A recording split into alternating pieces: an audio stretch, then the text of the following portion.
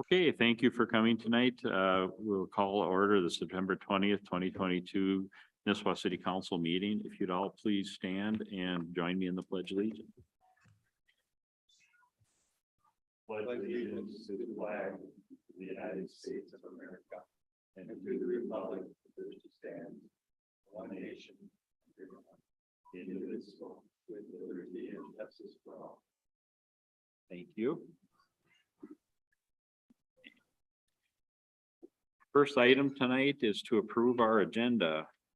Mr. Chair, I'll move the amended agenda. Thank you. Amended agenda. Do I have a second? I'll second. All in favor, say aye. Aye. Opposed? The next item on the agenda is the consent calendar. If anyone has any questions about it, otherwise I will entertain a motion to approve the consent calendar. I so move. Second. Okay. All those in favor say aye. Aye. Opposed? Okay. Next item is open forum. This is a chance for the public to make a comment if anyone wishes to. Anything that is not on the agenda they wish to bring up, you're free to do so. We do ask you hold your comments to a 5-minute presentation. If you have something that's on the agenda, we can address it at that time. Seeing no one, will close open forum. The next item under open forum is our Spirits annual presentation. Brian.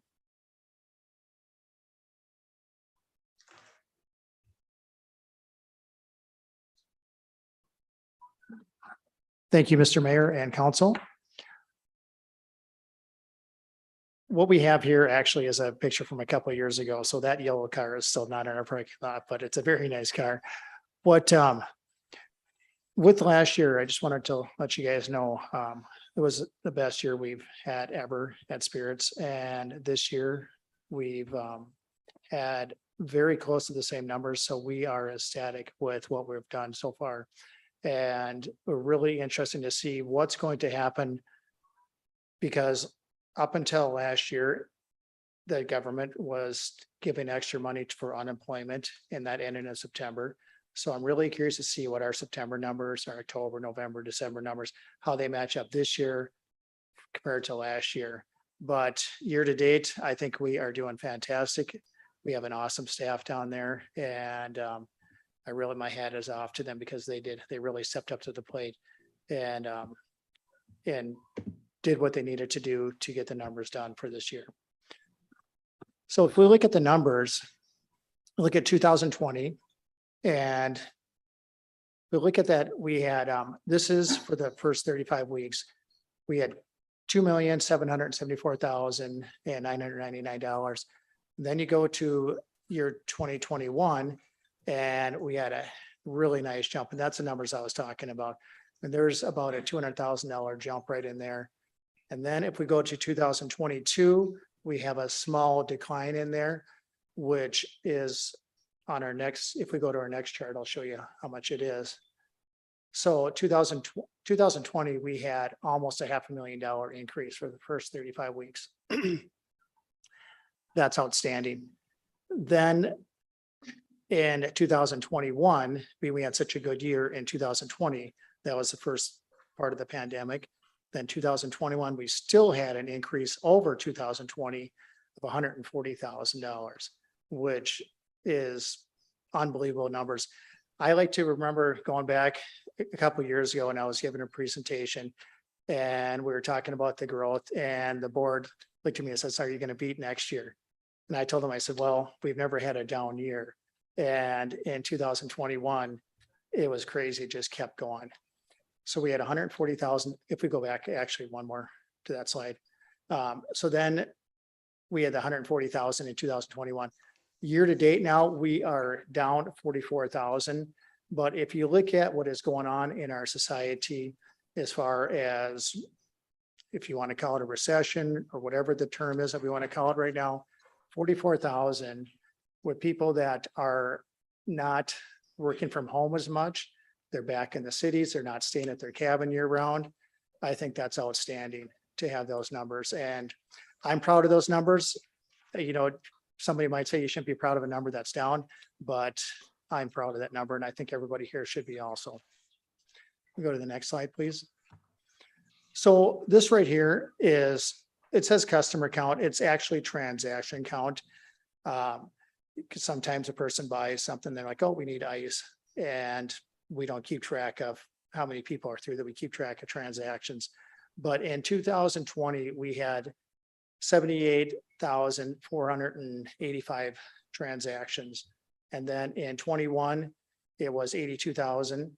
And in 2022 was 80,000. So we're down a little bit on transactions, but I think that goes right back to what I was talking about a little bit ago with there's not as many people up here living year round. And those numbers pretty much correlate with what we have for transactions in there. Next slide, please. So overall, for the last 6 years, our average profit is 27%. And that is fantastic for where we live. I mean, Baxter is really competitive. And we like to say, you know, a person comes in, we might be $1 higher on this, but we might be $1 lower on this item. So to have a 27% profit in there, now that is before we pay a lot of the bills.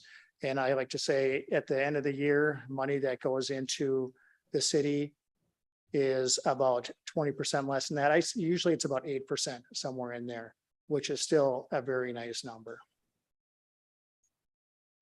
Next slide, please. If we could skip this one also.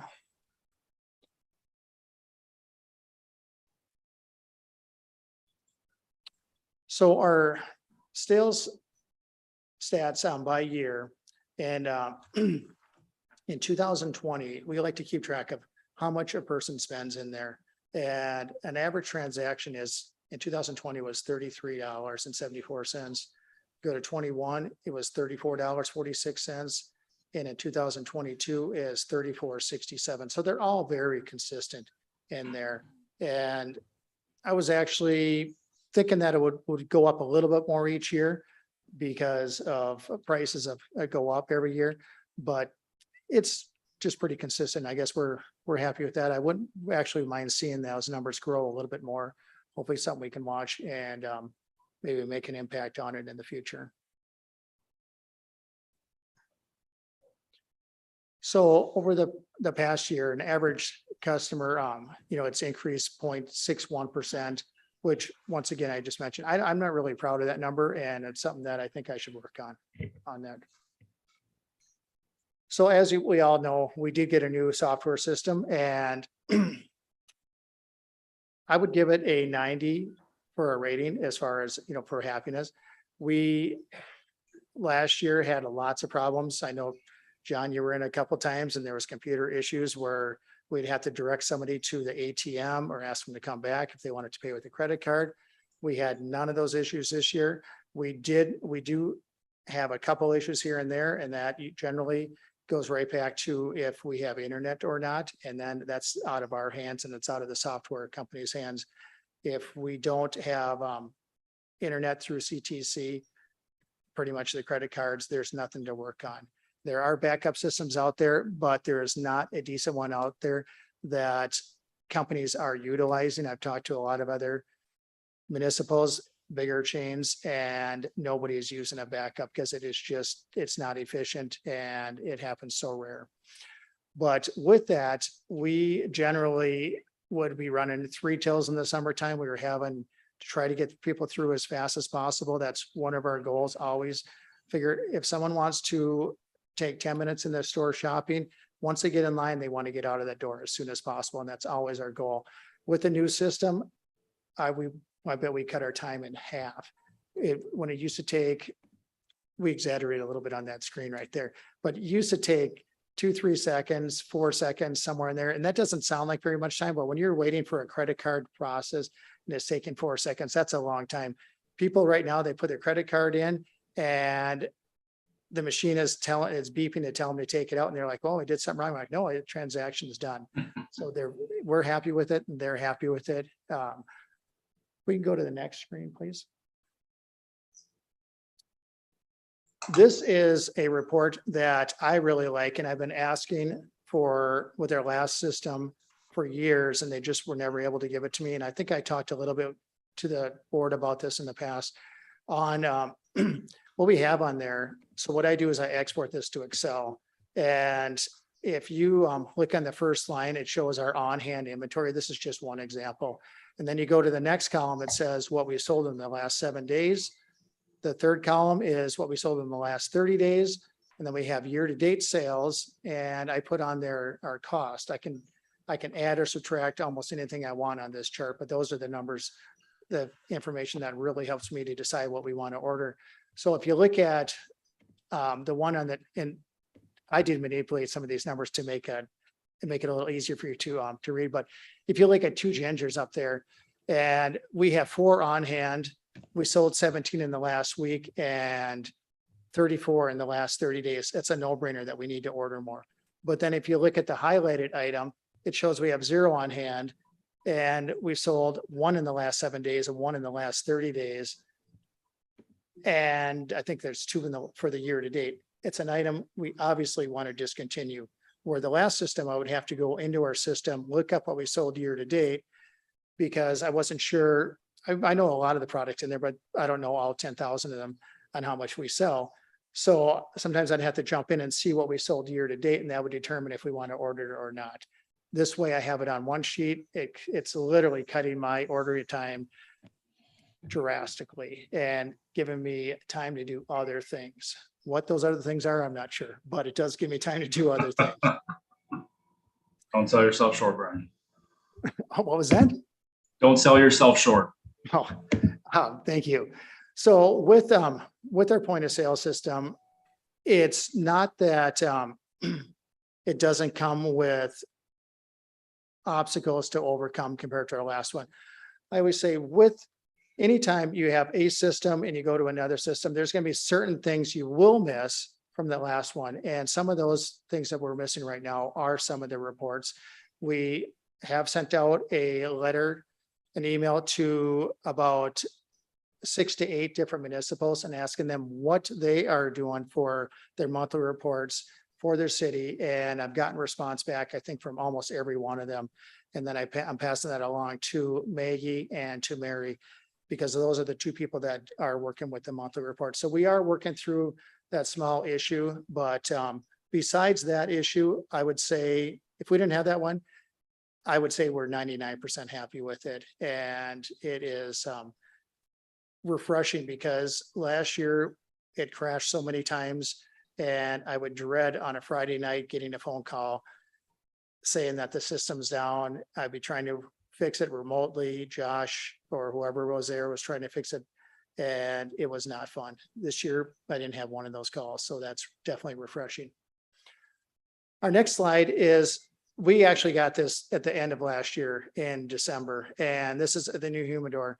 And I just wanted to show how it looked on the floor, and it is nice, clean, and gives a good presentation for our cigars. And it was great because I had Josh run numbers to see what our increase or decrease was on the cigars, because he's totally in charge of the ordering on the cigars and what goes in there.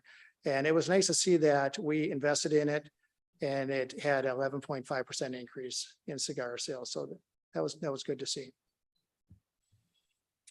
This year, I didn't put it on there, but we helped quite a bit with the purse and tool event, or not event, but that the Lions put on. And they were very thankful for that. We will help. That was our second time doing that. We'll definitely help them again next year with that category. Being I'm in the beverage business, Denise with the Lions pretty much said, hey, will you take care of all the beverages lining up, the people that are going to be sampling the product, and what's going to be there, getting some donations. And I totally was in charge of that and had fun doing it. Now, our next event is actually this week, and it's the Nisswa Pretty Good Golf event. And we're going to be doing a sampling, some products at the first hole. We have some baskets that we're going to be providing for them to raffle off and do whatever they want with. So we're excited about that. Go to the next slide, please. And then the chamber is doing a new event where it's going to be Nisswa Night Out. And that is going to be really fun and exciting. That's, I believe it's October 13th. Know if I have it on there, but it's a Thursday night. I think it's October 13th, and people are going to go around to different businesses and get their cards punched. And at our store, what we're going to do is have about 6 to 10 different tables where they can sample products. We have some nice prizes. So I think we're going to give away a fire table and maybe a grill. And then we have some gift bags that we will also give them out that has some 50 mLs and different things. And all those things were donated to us. And with the vendor sampling, we hope that we have some great sales going on in there and people have a good experience. Maybe get some hopefully get some new customers that have never been through our door and see how nice our store looks inside. I've been in so many liquor stores all my life. I don't really look at spirits and say, I think it's crazy nice in there, but we constantly get customers coming in and saying our store looks really good. And that's refreshing to see. But for me, I've been in the liquor business my whole life, it just looks like another liquor store. So this right here is a event that we had. This is our second time doing it. And it was a spring wine tasting that we had over at the community center. And what we did is we invited all of our staff and their spouses. Now with, it was a training. So all the product and the food for the staff, the city and the city spirits paid for it. But for the spouse, I just paid for that because I wanted to have that experience for them. And I look at when I go out to events, if I can bring my spouse, if it's work related a little bit, if I bring my spouse, then it doesn't seem like work. And we went through about 6 to 8, 10 different wine bottles, explained to them. We had different types of Chardonnays. We had a butter Chardonnay, we had an unoaked Chardonnay, we had a regular Chardonnay, and then we paired those up with the food. And I talked about the difference on the styles. And I think people had a good time. I know Jenny was there, John was there. And I always feel that if our staff can learn a little bit, they're not going to remember everything from a seminar, a training, but if they can remember one little piece of information on that they can take back and give to the customers, then it's a win situation. Paul Bunyan Ice, I know Nate with Paul Bunyan Ice has been bugging me for years to switch over to his ice. And it's just, and I always told him, I feel you have a great product, but we had a good relationship with our last company. Some of those relationships they pulled out of Baxter. They're pulling their ice from the cities. Once I found about that, the next day we switched to Paul Bunyan Ice, and it has been a great move for us. We did not run out of ice once this year. Constantly across the road at the gas station, we have customers coming in and saying that their gas station is out of ice. So I thank Paul Bunyan Ice for doing such a great job, and they have quality products. It's actually a little bit more profitable also. It's a win-win situation. So this is something that has always been, back to the training part, has always been very important to me, to get information to our staff so that they can get the information for people that are answering questions. I like to say, if you go into, I don't want to pick on a grocery store, but you go into a grocery store, you're not going to ask them the difference between this loaf of bread to this loaf of bread. But in a liquor store, people do want to know the difference between this product and this product. So product knowledge is huge. And one of the things Josh was doing last year is working on this learning management platform. And he is very brilliant with the computer. He's put together a lot of great information. We got this information from Johnson Brothers, and we plugged it into our system so our staff can listen to this. There's a test that he creates for them, and then we actually put that into their profile. And we're just going to play a little bit. It's not very long, but we'll play like 30 seconds of it, please.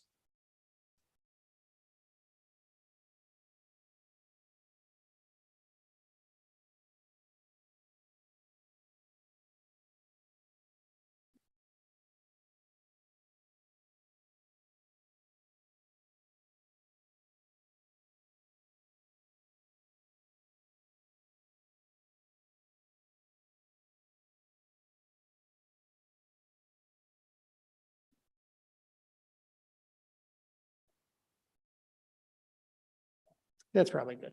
Thank you.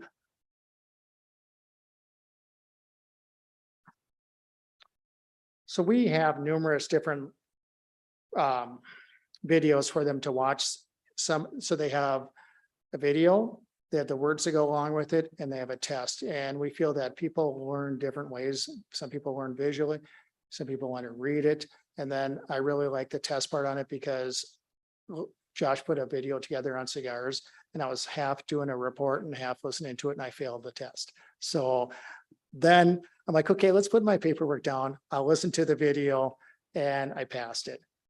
And so that's really why I just think it's important to use all the different ways of learning.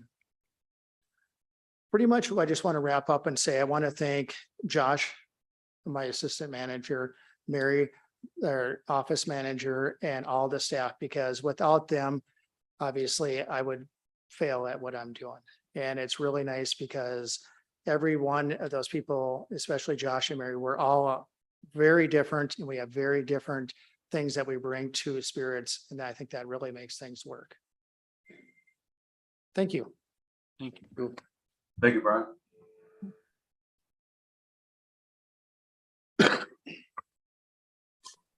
Okay, the next item on our agenda is report, city administrator. Thank you, Mayor Ryan. Good evening, members of the council. My report for the month is in your packet. I don't have any other comments on that unless there are questions for me. One thing I did want to mention, just for the public's benefit, kind of as a reminder, that September is typically the month where the council sets their preliminary levy at the regular council meeting. This council has opted to have a special council meeting next week in order to have the full council present here to have that conversation. So we will be doing that on Monday, the 26th at 6 o'clock to have that set that preliminary levy. So I just wanted to make sure everybody's aware that we didn't miss that piece of it. And one other piece for tonight, Kiki reminded me that because we have a council member here virtually, we should do roll call votes for our new business tonight. Okay. So I can help facilitate that if you would like. And that's all I have. Questions, anyone? City attorney? Good evening, everybody. Just a short update on Gull Lake Trail. I met with Jenny and Amber last week. We're getting ready to send out letters to property owners for land that we need to acquire for that trail extension. So that process is moving along, I think, timing wise, the way we expected it to. We'll know more here later in the fall about that acquisition process and what things are going to happen from there. So that's all I've got for a report tonight. Thank you, Tom. City engineer. Hi, I'm Dave Reese. I'm here substituting for Joe DeBell tonight. I'm with Woodseth. Just to introduce myself to the council members that I haven't met yet. I don't have any thing to report tonight. Thank you. Okay, next item with new business. First item is Fire Relief Association request to increase benefit amount. The council will recall this came to us in January this year. And from that point on, we've been working on this issue with the Fire Relief Association. And the council had provided 5 items that they wanted to see done, and can give you a quick update. Communication is moving forward. We've been at all the meetings, Jenny and I, and we continue to communicate, and things are moving along well in that respect. The intention, recruitment and retention plan, the chief did mention that in his budget presentation. And they are looking at different things and some other stuff that'll go on that they've been made aware of in that. So that's moving forward. Establishing a capital improvement plan. This is in the works. I mean, it's moving forward, and there's been strides made. This one's going to take some time because there's a lot of moving parts with this one. So, but it is moving forward. Bylaws have been completed, updated, and what the council had asked for was put in there. We have actually approved the bylaws, I believe, at the last month's meeting. So you should we're all aware of that. And timeliness of audit submissions and deadlines, again, that's been handled. They hit the deadlines and stuff this year. So, you know, everything's moving forward with that. All the things the council's been requesting has been getting touched on and it's been moving forward. The Jenny and I have worked with and talked with and been at all the meetings. There's been a substantial number of meetings with the relief board, and they are bringing up again and requesting and asking that we approve the $5,700. I'm missing. No, that we would increase the benefit amount to $5,700 from where our currently we're at 4,000. Okay, they are actually at 5,500. The relief board voted to do that on their own. 55. Yeah. I believe that was what the state auditor would allow, or the state would allow them to go to. So they did do that. And we're looking at increasing it to 57 tonight, that back to their original request of 57. And if there's any questions from the council right now, otherwise I will be happy to make a motion on it. Well, if the state's saying 5,500, The state is saying 5,500 because there is when you take the amount, the actual, what they have and everything, the state applies a formula to it. The state will not tell anybody what the formula is, but the state applies a formula to it. So it's the state. So that's how the state derived. Their original request was to raise it to 57, but the state is saying, well, no, you need to be at the highest you can go is 55. Again, based on a formula that we're not privy to, nor is the Relief Association privy to it. And unless somebody knows somebody at the state that's willing to talk. So, but we're looking at moving it to 57, which is the original amount that they were requesting. So I don't have questions from the council. Okay, I would make the motion that we raise the fire relief request, or to the requested increased benefit amount by the fire relief of 5,700, correct? Yeah. Okay, so that's the motion I'll make. For the year. Yeah, that would be for the current year. It would be under the bylaws, it will be readdressed again. Now, in this case, it'll be readdressed December of 23, according to the bylaws. Okay, and that will be based off the 2022 audit, which they'll get back. Hopefully, it'll come back like it did this year. It will be back in time for all the reporting deadlines and stuff. I think we got it back. They got it back in July. But then we would, according to the bylaws, it will be that we approved. It will be addressed in December of 2023. So, and then at that point, they did agree that the amount of the 5,700, so that benefit amount will be based on the 110% of what their fund is. So it may go up, it may go down, but it'll be based on that 110%. And that's what they'll be basing their request upon. Can you get the second? I need a second, yeah. Yep. Don will second. Okay. Any further discussion? Yeah, I just have a couple of questions, actually. Okay. One is, I noticed that, I mean, I'm really happy that all this information was provided. That really was interesting for me. But I noticed that right now, the amount, the projected value of assets that's being requested is at 1.782 million. That is based upon that amount.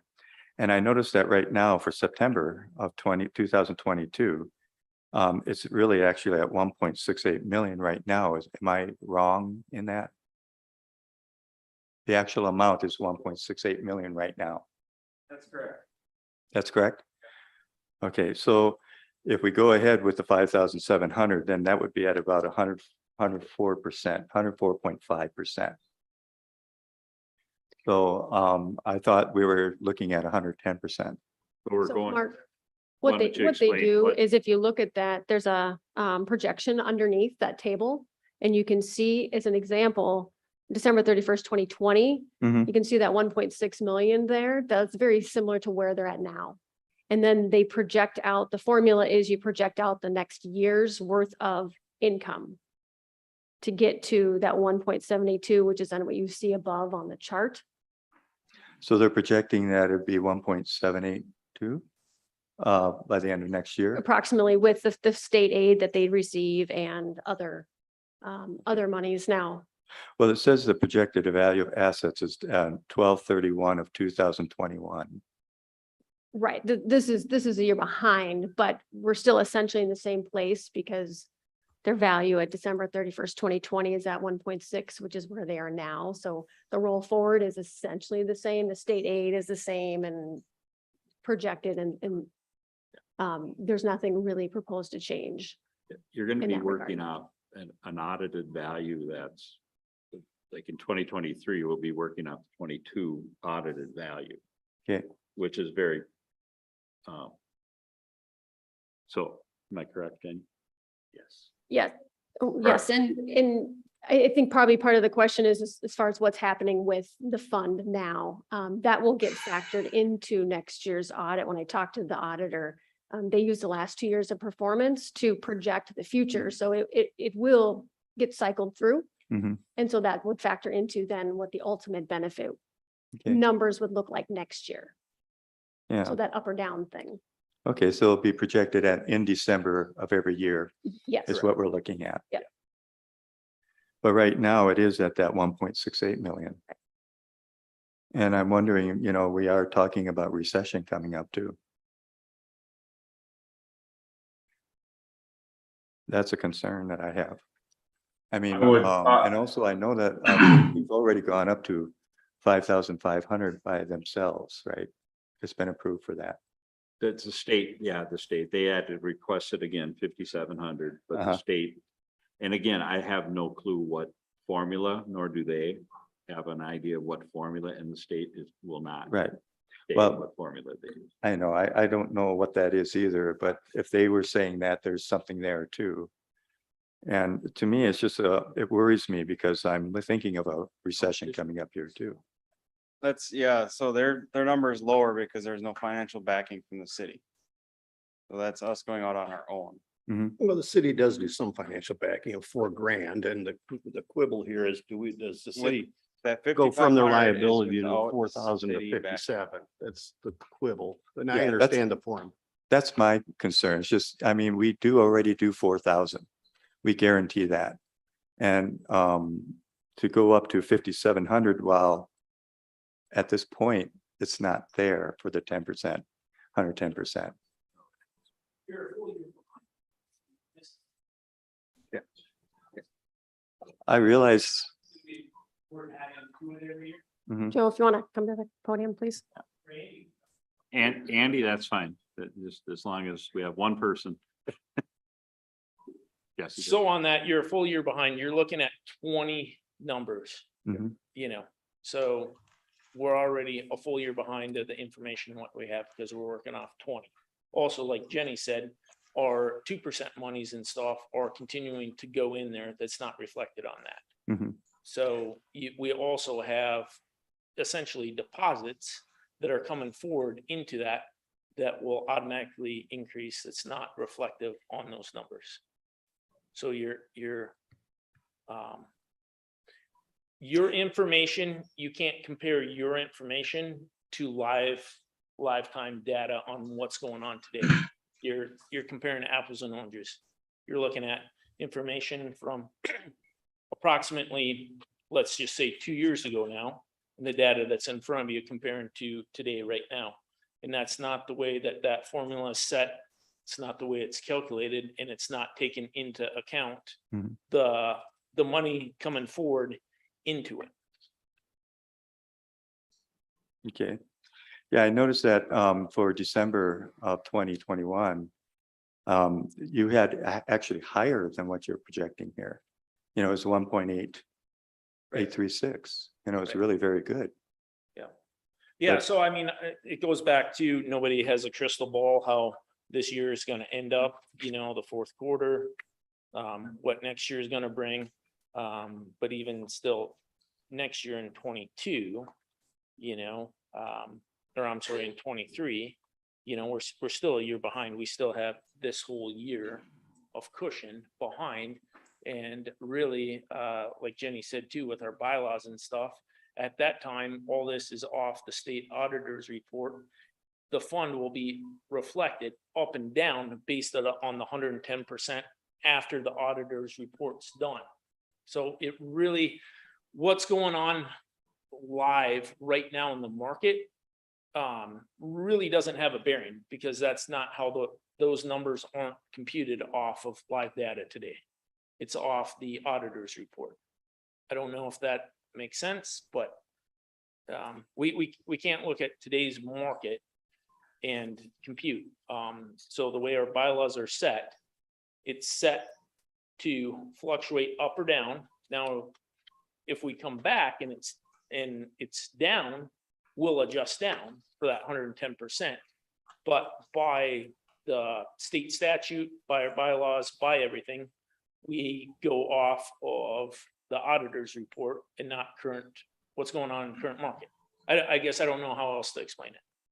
So I take it then from now on, every December, this will come up, right? And it'll be brought to the council at that time. Yeah, December or January, depending upon. Yeah, December, how it yeah, goes. because they're, Right. The relief board will meet and make a decision in December, every December. And then if it's in time for the December council meeting, great. If not, it would be the January. right, okay. And so that's, and that makes good sense. That's important to do it that way, I think.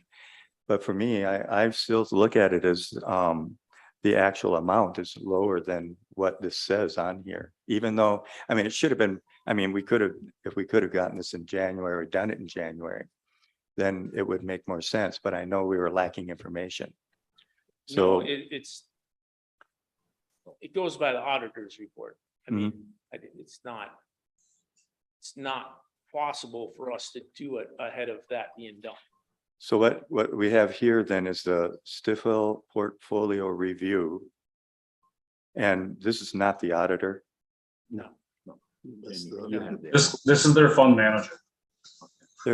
They're what? This is who is managing Financial their manager. portfolio. Yeah.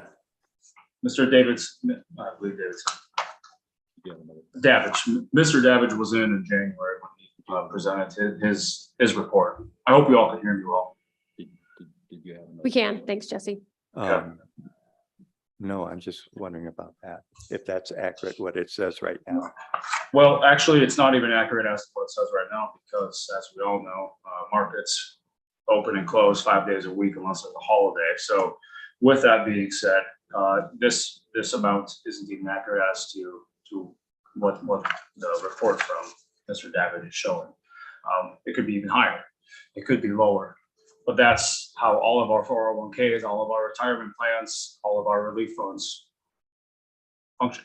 I think we understand that. I don't want, and I apologize to all, especially the Nisswa Fire Department, for not being there. I have some obligations out here, and fortunately in California that has me here all week. So I think that we also have all of us here on council have a good understanding thoroughly of what liability this would impose to the city if something was to catastrophically happen. But it was mentioned at that January meeting that if there was actually the word was brought up, doomsday event in which where there was a critical economic impact from something that would cause this to then go into a deficit balance where the city would then have to then fork up the remainder balance. There is a safety cushion to that, to when it eventually does recover, that the fire relief fund would then replenish that funds that were taken from the city. We need to keep that in mind when we make this decision here. But additionally, we shouldn't overlook the philosophical side of what this means, turning this down a second time. We have men and women that are in front of you right now that put their lives on the lines for us daily. We all have medical emergencies that we never think will happen, but when it happens, it is perhaps the most scary moment of any of our lives. Those men and women that are in front of you that we appreciate, or perhaps even sometimes take for granted because they're there, they aren't paid. They have little benefits outside of this relief fund. I would like all of us to consider thoroughly before making a decision one way or another what we would do if we were in their shoes with the benefits that are tied into the Nisswa City Fire Department. To continue to support those that work and serve others is something that we're doing and that we should all rally around and support. So to go back to your point on that, Mark, know that amount obviously is not going to reflect what it is currently. It could be higher. That amount was higher at the end of last year, and we show that. But as for a recession in 2023, there's an unlimited amount of hypothetical scenarios that could play out. The macro and micro economic events that are taking place right now are all beyond our control. But what we do have with a small token of appreciation from the city of Nisswa and all those that are within it, that I would believe that would have no issue covering in the event of a worst case scenario, the backing of the relief fund. I think that we should proceed forward to support our firefighters.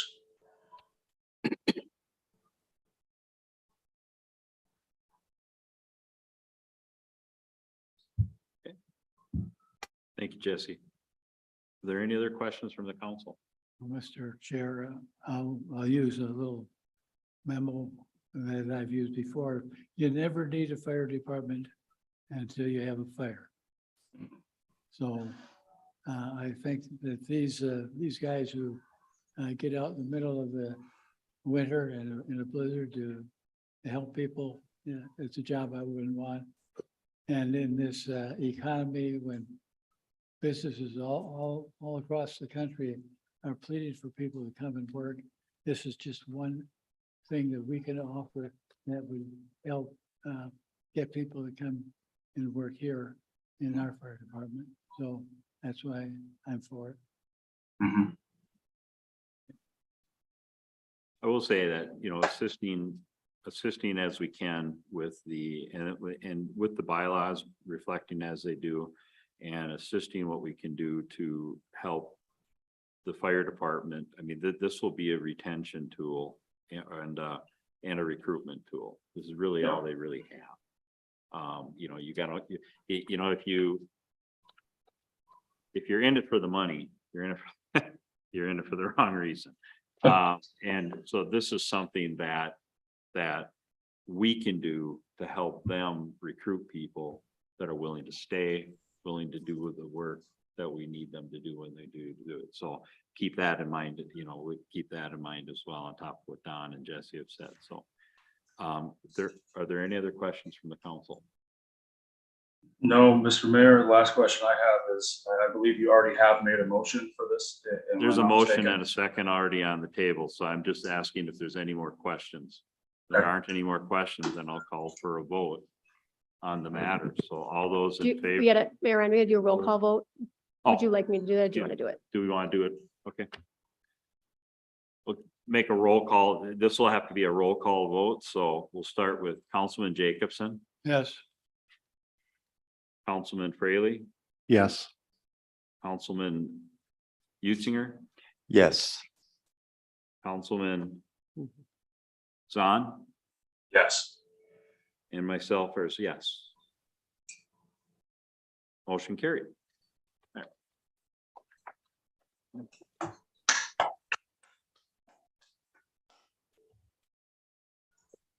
Okay, next item on our agenda is, you don't want to stay for the planning and zoning stuff?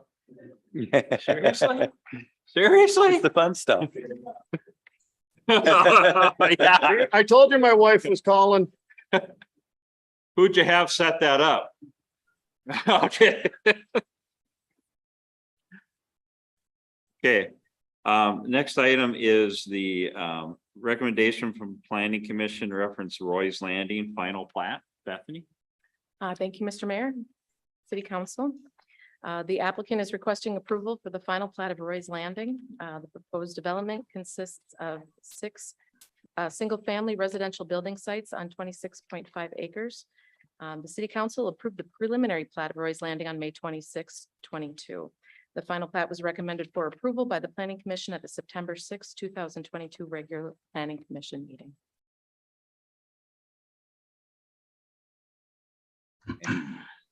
Yes, not. I have a question for the city attorney. When we got our packet last week, there were some things that were not included and that were of a legal nature that came in just a day or so ago. With this big packet that I didn't get a chance to go through it as closely as I would like to.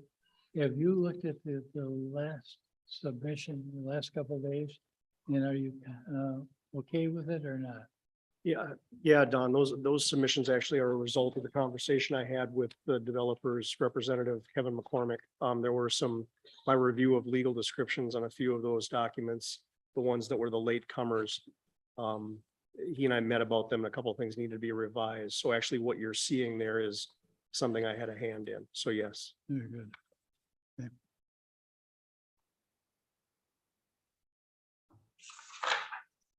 Anyone else have questions at this time? No, sir. No, sir. Bethany? Okay. And I've had my questions answered, so, although I will entertain a motion. You want to ask for any public comment? Oh, yeah. Is there any public comment? Does anyone wish to address the council? I'm sorry. Mr. Rasmussen? I would never pass that opportunity up. Thank you. My name is Paul Rasmussen. I live at 25221 Bass Lake Road in Nisswa. Since the very beginning of this process, I've asked that the Planning Commission and the City Council can verify that this plan, the sketch plan, and this final plat conform with the city ordinances. And that's all I've asked. That's all I really can ask. I don't have any other ability to object and I'm certainly not opposed to any development. I just want to make sure that we're complying with the ordinances. A lot of changes have been made since the original sketch plans, significant changes. So a lot of the questions have been answered and addressed, but for example, some haven't with respect to the minimum design layout requirements. At least I don't quite understand the answer to the question that I raised to the Planning Commission the other couple of weeks ago. So I'm going to ask you the same question. Maybe you can provide a better answer. Specifically with respect to block 1, lot 1, I think it's on page 189 of your packet. This is one of my questions. The minimum design layout requirement, the ordinance states that the side lot line shall be substantially at right angles to straight line roads and shall not contain bends or jogs. Shall not contain bends or jogs unless topographic conditions necessitate a different arrangement. It's pretty straightforward. If you look at the diagram, if you look at the lot, it's a little skinny driveway, right angle down to the buildable lot. It clearly is not necessitated by topographical necessity. It's necessitated because the developer wants to create additional riparian lots. Understandable. It's a valuable lot to him. My question is, how does this comply with the requirement of the ordinance? Is that, well, what I understood the answer to be is that, well, there are other lots in the city of Nisswa that do have right angles, and this is reasonable. The ordinance doesn't provide for a reasonable assessment if it for right angles and jogs. So I'm just wondering how, in your opinion, does this lot comply with this ordinance? And That's my question. Thank you for your consideration. I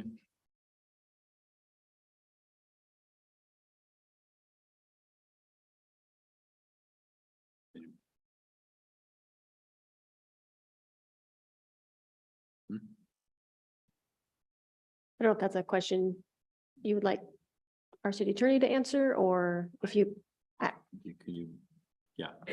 thank you. The first thing I would say is this question's been asked and answered a few times by city staff, including by the engineering firm. This is what's commonly referred to as a flag lot. It's not prohibited by our zoning ordinance. And Paul's comment about the fact that you know, unless topographical conditions necessitate, which I think your staff believes that they do. The developer believes that they do. He doesn't believe that they do, but reasonable minds can differ on that point. The point is this lot configuration isn't prohibited by the ordinance. And staff believes, myself, the zoning department and the city engineer believe that the topographical conditions do necessitate that lot being configured the way it is.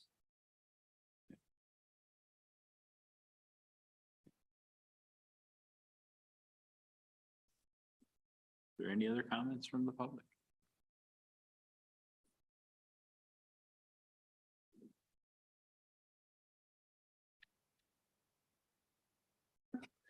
Brad Berkland, 924 Bass Lake Road. I just wanted to note that, excuse me, from our perspective, the details of this preliminary plat right at the final stage has been frustrating for a number of reasons. But first off, I mean, we've never seen the updated declaration, which is where a lot of the details are going to be recorded. For instance, tying these Bass Lake or Ray Lake lots to the outlots.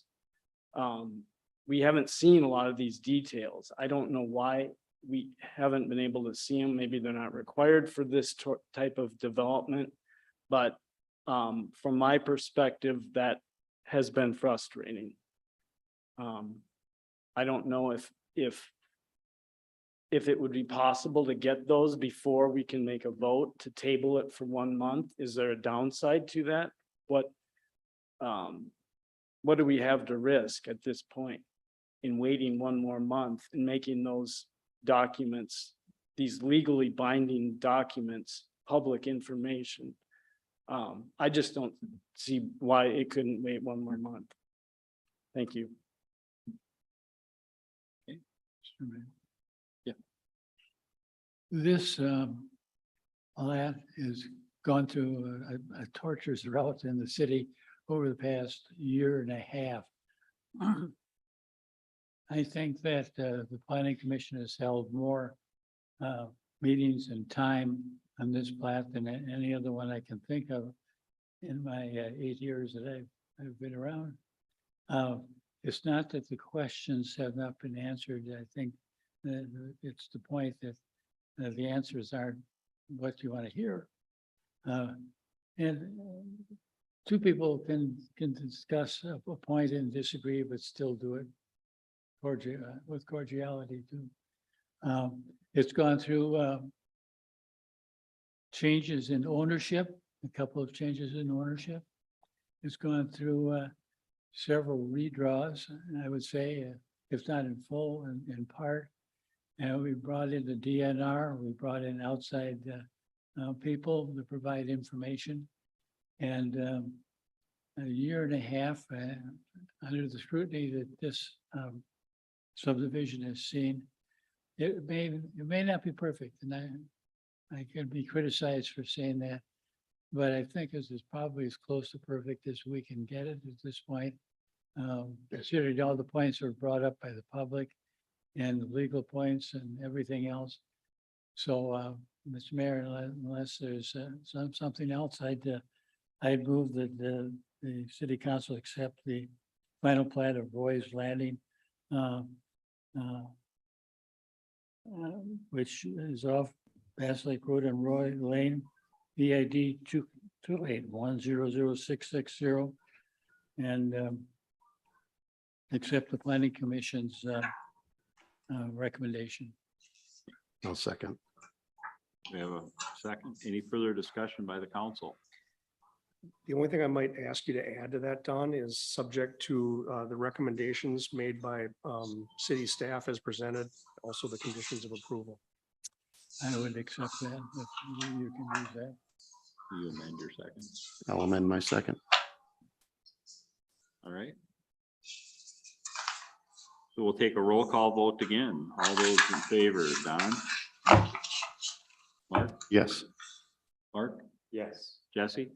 Yes. And I vote yes. Motion passed. Second item on, or the next item on the agenda is Planning Commission Nisswa Crossings final plat. Stephanie? Thank you.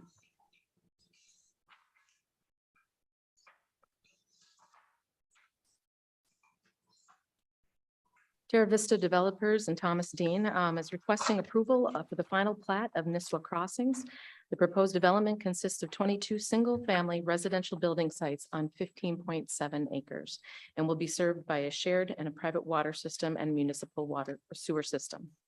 The city council approved the preliminary plat of Nisswa Crossings on July 17th, 2022. The final plat was recommended for approval by the Planning Commission at the September 6, 2022 regular Planning Commission meeting. Okay. Thank you. Mayor Ryan, if I can also just add real quickly, I spoke to Mr. Den this afternoon and he is out of state, but is very aware that this is on the agenda tonight and just wanted to touch base with me and make sure there weren't any concerns. And I noted that I didn't foresee any concerns at this point from planning and zoning for what we have in the packet. Okay. Mr. Mayor, if I may. Yes. You'll see in your packet, there's a development agreement between the city and the developer that is not finished yet. It hasn't been signed off on yet. The developer has it. It's populated by information as an exhibit, which shows the city engineer's estimate of what it would cost to take care of infrastructure that has not been installed. And in case it doesn't get installed by the developer, if the city had to take that over, what that number is. And also it provides for a measure of security. The way it's written is with a irrevocable letter of credit. We don't have that yet. But the long and short is the development agreement is not done yet, but it will be done. And if you approve this tonight, it'll be subject to that being finalized. This won't move forward until that's finalized.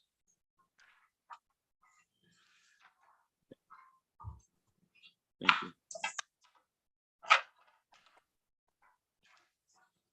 Do you see any problems or any hiccups with it being finalized, or is it just timing?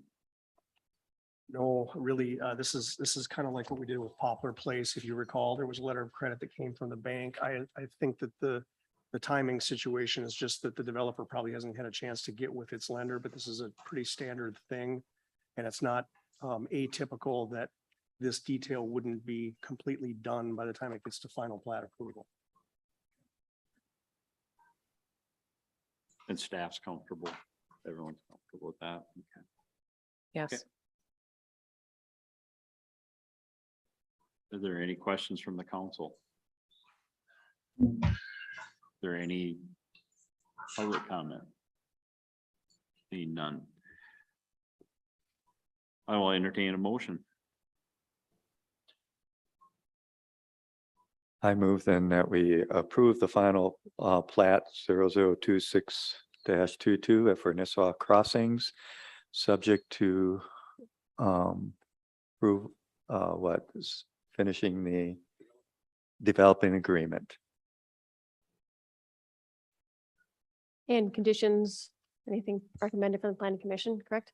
All All of conditions as that. presented, Oh. the recommendations of staff. So as all conditions presented by staff as well. Okay, we have a motion. Can I get a second? I'll second. Jesse seconds. Any further discussion? Roll call vote. Jesse, Yes. Don. Yep. Mark Fraley, Yes. Mark Utner, Yes. And myself is yes.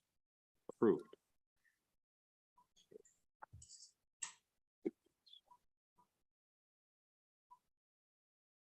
Next item on the agenda is Planning Commission again. Ordinance amendment reference signs exempt from permit requirements. Yes, this ordinance amendment, section 20-473, is concerning signs exempt from permit requirements. This is based on an initial review that we did about the fee schedule and permit requires for temporary signage, based on the Planning Commission's recommendation. And at the last city council meeting, we decided that we would remove the requirement to obtain a temporary sign permit. So this ordinance amendment is simply to remove the requirement of obtaining a permit for temporary signage. Questions, anyone? No. Can we get a motion? If there's no questions, and I'll entertain a motion. Mr. Chair, I'll move that the city council approve the ordinance amendment 025-22 to modify chapter 20, article 7 of the Nisswa Code of Ordinances regarding permit requirements for temporary signs in the central business, highway business, and commercial waterfront zoning districts within the city. As presented by the Planning Commission. I'll second. Second by Mark Fraley. Any further discussion? Can we add to that? We publish an ordinance summary in the paper. In a second. You want to do a separate one? Okay. Any further discussion? None? We'll take a vote. Don? Yep. Mark Utzner? Yes. Mark Fraley? Yes. Councilman Zahn? Yes. Myself is yes. I'll move that we approve the city administrator to publish a condensed version of this change in the ordinances of the city as required by law. Can I get a second? I will second. Okay, discussion, questions? Okay, Councilman Zahn, Yes. Councilman Fraley, Yes. Councilman Utzner, Yes. Councilman Jacobson? Yep. And myself is yes. Motion carried. Okay. Recommendation from the Planning Commission reference to shoreline ordinance review. Thank you. In response to the City Council's motion to authorize and direct staff to conduct an examination of the current city code of ordinances regarding wetlands, boardwalks, and the city's shoreline ordinance, at the end of May and beginning of June, we contracted with Chris Pence to review and provide an analysis of the city's shoreline zoning ordinance. Mr. Pence submitted his review and report on August 7th. The Planning Commission reviewed the report and at the September 6th regular Planning Commission meeting, recommended to the City Council that the city continue to move forward with the construction of the shoreline ordinance revisions with the following schedule as proposed by Mr. Pence. Mr. Pence proposes to break the proposed revisions down into 4 parts, presenting each part at the next 4 Planning Commission meetings, October, November, December, and January. For discussion and recommendation. The anticipated adoption by the City Council to be in February or March of 2023. The ultimate goal of that would be to get the ordinance structured in a way that would be easy to administer and ready to go for the 23 building season. The guiding principles during this process will be to ensure that the ordinance meets the minimum standards of Minnesota Rule 6120, implement the city comprehensive plan, protect personal property rights, implement common sense sustainable development requirements to protect Nisswa's natural resources, and include citizen engagement. If you have any questions, I'd be happy to answer. Anyone? Wasn't there a discussion about payment for this work being done? Yes, that was discussed and that was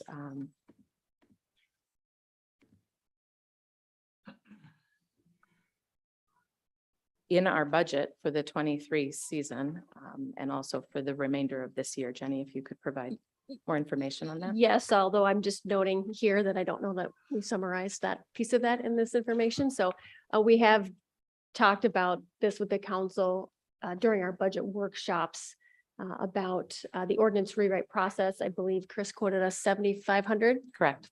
to see this process completed. And I think that's a great price to go through all that effort and work with Bethany and the Planning Commission. So yes, it would be $7,500 in total at the end of this project. Any other questions for Bethany? Anyone? Mr. Mayor, I'll move that we approve the recommendation of Planning Commission. I'll second. Second. Any further discussion? Very well. Counselor Jacobson, Yes. Counselor Utzinger, Yes. Counselor Fraley, Yes. Counselor Zahn, Yes. and myself is yes. Motion carried. Thank you. Thank you, Bethany. Recommendation from the Liquor Committee reference Spirit Summer Pay Extension. Jenny, did you want to talk, or Brian? Okay.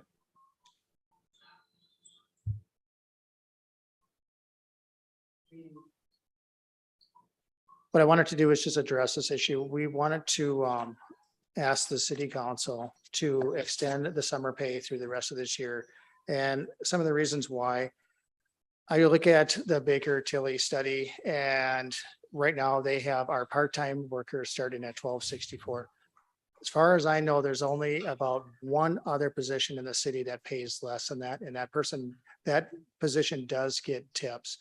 And I contacted different cities, Park Rapids, Aiken, some cities that are similar to ours where they're seasonal and they're maybe the same size, they're in that relatively close, and our wages are well below theirs. Just an example so I mentioned $12.64 for the city of Nisswa.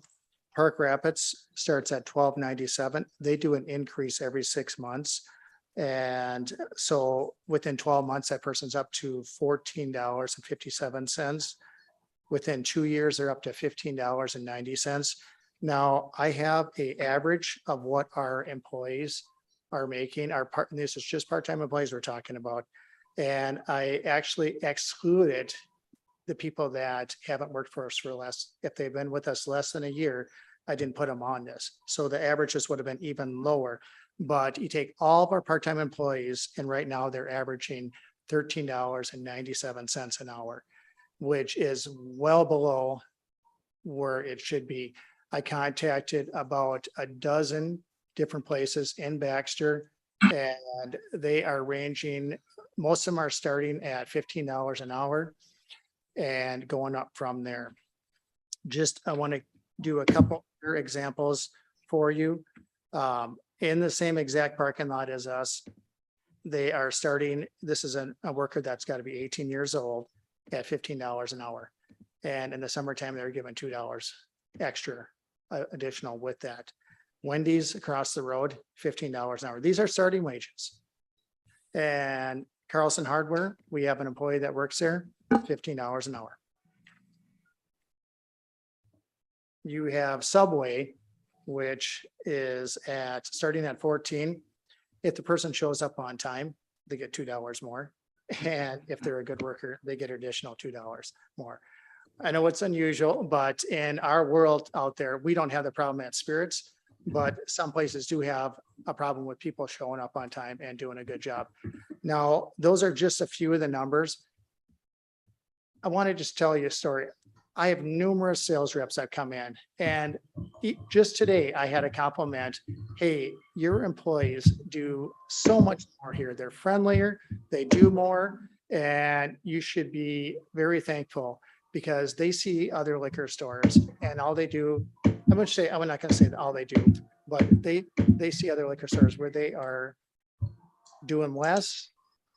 They're on their phones more and they're talking. So all I'm asking is that we look at it and address it and say, let's pay them, let's get them a little bit more money and make it a little fairer. Now, we've talked about a month ago about this. What we want to do as the liquor committee is do a more comprehensive study. I think that we have a great base on what I've done so far, but get a little more comprehensive and then lay it out to the city and say, hey, this is what we need to do to keep our employees. Because once again, I'm not saying that it's going to get employees to flock into Spirits and Nisswa, but let's keep our good employees from going somewhere else. And let's make sure that they feel appreciated. So we want to have that study done and we want to present it no later than the first of the year. And in the meantime, I don't want our employees to have to go backwards back to the less than $1, the extra $1.50 an hour that they're making. So all what I'm asking is that we extend that for the rest of the year. I'm definitely open to questions. So this would be $1.50 an hour. The current summer pay is $1.50 an hour extra, correct? Correct, maintaining where we're at right now. Correct. So that this would be added to their current rate, and that would be the goal to be at least permanent, or what are we looking at? Is this a budgeted thing for 2023? So for right now, we are starting back in April, we added the $1.50 to their base, their grade and their step. And now all we're asking is that be extended. And what we want to do is look at it and present to you, and say, this is where we feel it should be in our market. With Baker Tilly, it was probably a great study, but a lot has changed since then, especially in the retail market. And we want to have in there say, you know what, we shouldn't start our employees at this amount. They should be I'm just giving you a Correct. scenario. They should be started at this amount. And with that, if an employee's been here 3 years, if we're going to move our step on, instead of starting at $12.64 up to $14 or $15 an hour, we want to make sure that the employees that have been there get that adjustment also. My question then, is this being factored into the 2023 budget, that at least this dollar amount, it will be added to the wage package so it won't go down? So, Yes. I mean, while we're waiting for the comprehensive, okay, Yeah. that's what I wanted. With Brian, Yeah. Brian, if you don't mind me interjecting here, Okay, that's what I need. No, thanks.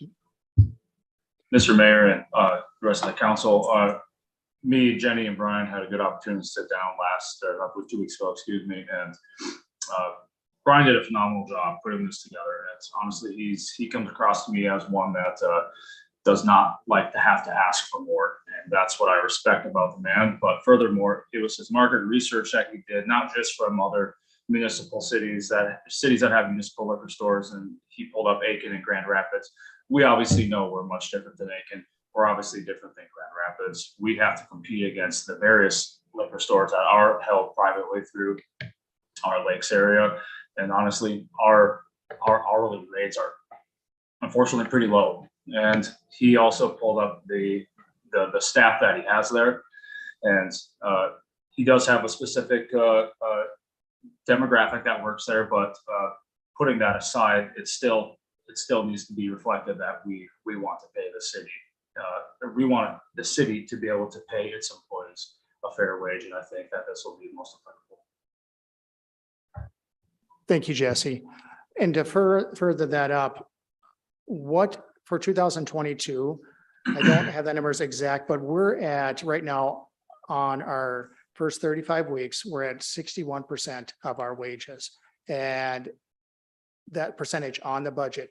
And we've went through 68% of the year.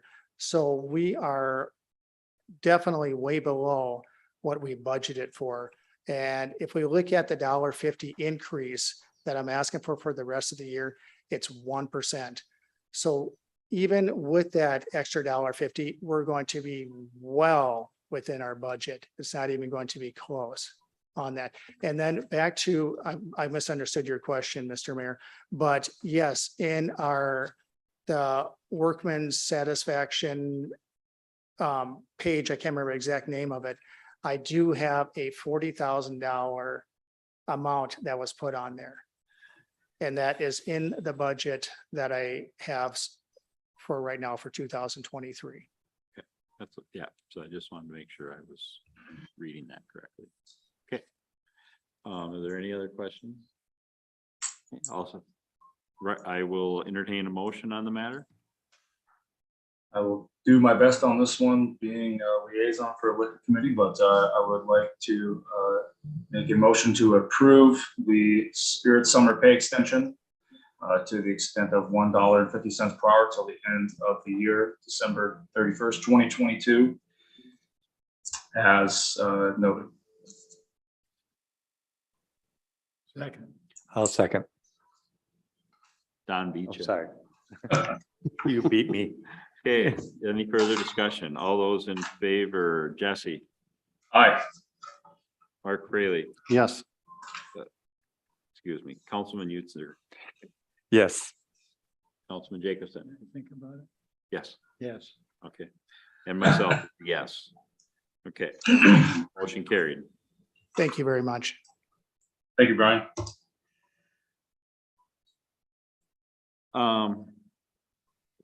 That over there.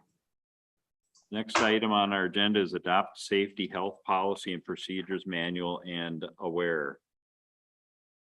Jenny, you want to touch on this? Yes, thank you, Marin.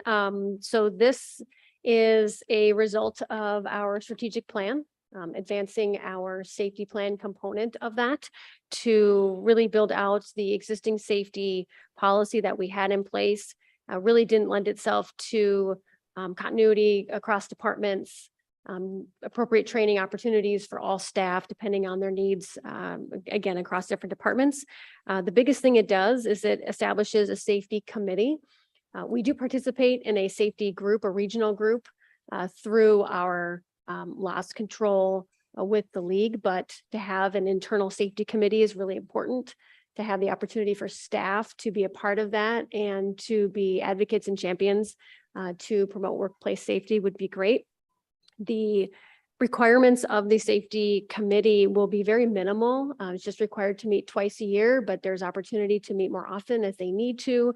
But really it's to get employee engagement and hopefully just bring best practices across all departments. And so we will implement this, hopefully, officially starting in 2023, should the council approve it. And then I am also working on finalizing a detailed spreadsheet that will provide the required OSHA trainings by department. They will have opportunities to do the training in person, through the web, or through videos that have been provided by our safety coordinator as well. So there will be options for staff depending on their department. Again, scheduling and everything is very different. And so hopefully it will be very easy for every employee, every department. Also our seasonal employees will be great to get them on board with that as well. And hopefully just be a really great, easy, fun program to do. So I'm happy to answer questions. Anyone have questions for Jenny? I just wanted to say it's a great start. And then it'll be Yeah. reviewed every year. So I Right. like that. Yep. I second. Mark? Thank you.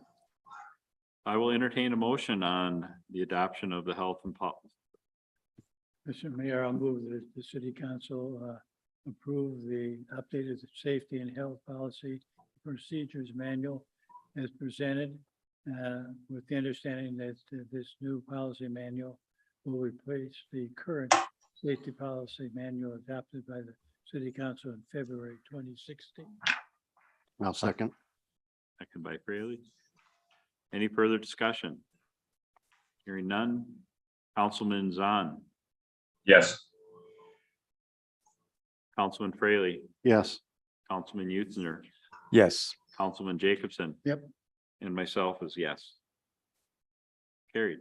Thank you. The next item is a recommendation from the Personnel Committee reference City Administrator Annual Evaluation. Miss- Oh. I'll make a motion. Go ahead. I'd like to make a motion that we recommend accept the recommendation from Mayor Ryan and Councilman Utzinger to approve the annual performance review for Jenny Max, the city administrator, for the period of August 2021 to August 2022. And I'll second that with her excellent recommendations. Mr. Mayor, just a question I'm not aware of. Does this include any advancement on the pay schedule or not? Correct. Yes, this would authorize the advancement. No, there is no advancement. no I'm at the advancement top this year. step, so Oh, I'm okay, just there. so no. Okay, But thank you. maybe we can give her a party or something. Let's not get carried away. I'll host it. Very good. All those will, are there any further discussion? We have a motion and a second. Councilman Jacobson, Yes. Councilman Utzing, Mark, Yes, excellent. Yes, Sorry. yes. Councilman Fraley, Yes. Councilman Zahn, Yes. and myself is yes. Okay. Set truth and taxation meeting date for December 20th, 22 at 6:30 PM. I will make a Hi. motion that we do so. Can I jump in real quick? I was thinking about this afternoon. 6:30 is fine. My presentation is usually 15-20 minutes. If there are any members of the public that want to have comment, then we usually run into our 7 o'clock meeting, which is fine. But I wanted to just mention that in case the council wanted to have a 6 o'clock meeting. So you have time to start your regular meeting on time. No preference for me, but I wanted to give that feedback to you.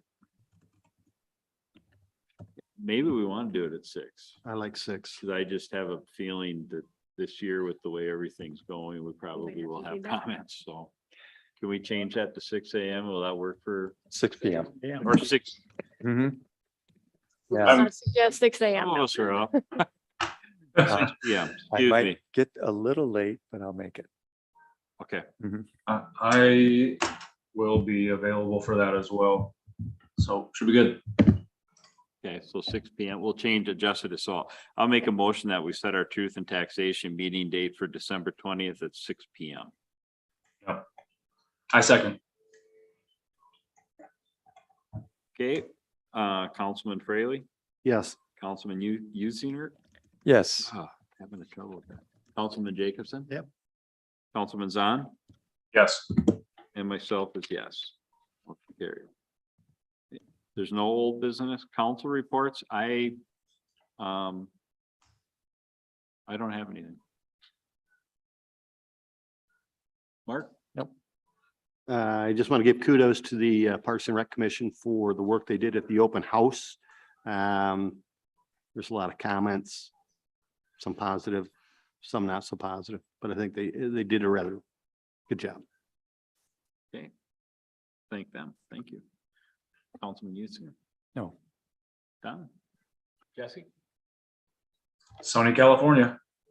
Okay. Okay, announcements and upcoming meetings are on your agenda. If you have questions, get a hold of the appropriate department head or Jenny. I will entertain a motion to adjourn. second. All in favor? Do we have to do that? Okay. All in Aye. favor? Aye. Aye. See you all soon. Thank you. Thanks, Yeah, Jesse. you can have California. Yeah. Trust me, this is the last state I want to be in right now. I'm sleeping right across the street from Disneyland, so I get woken up 10 o'clock Pacific every night from the fireworks. So yeah, life's good. Have a good evening, everybody. Thanks, you too.